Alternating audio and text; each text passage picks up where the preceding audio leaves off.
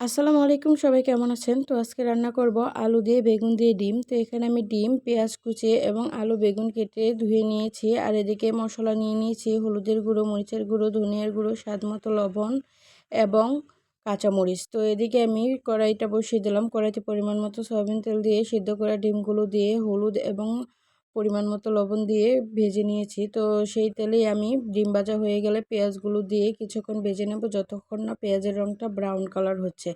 তো দেখুন এখানে পেঁয়াজ ভাজা হয়ে গিয়েছিল, তাই আমি কেটে রাখা আলু এবং বেগুনগুলো দিয়ে ভালো করে নাড়াচাড়া দিয়ে দিলাম। তো এখানে মেশানো হয়ে গিয়েছিল, তাই আমি গুঁড়ো মশলাগুলো দিয়ে আবারও ভালো করে নাড়াচাড়া দিয়ে কিছুক্ষণ ভেজে নেব। তো অনেকেই অনেকভাবে রান্না করেন, আমি যেভাবে রান্না করি সেটাই আমি আপনাদের মধ্যে শেয়ার করি। তো আমার ভিডিওগুলো দেখতে আপনাদের কেমন লাগে অবশ্যই জানাবেন।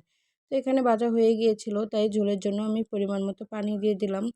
তো আবারও ভালো করে নাড়াচাড়া দিয়ে ডিমগুলোকে দিয়ে ঢাকনা দিয়ে ঢেকে কিছুক্ষণ রান্না করে নিব। তো দেখুন এখানে আমি ঢাকনা দিয়ে ঢেকে রেখে দিয়েছিলাম। তো ঢাকনা দিয়ে উঠিয়ে দেখুন আমার ফাইনালি রান্না করা হয়ে গিয়েছে। কেমন হয়েছে অবশ্যই জানাবেন। এতক্ষণ ভিডিওটি দেখার জন্য অসংখ্য ধন্যবাদ।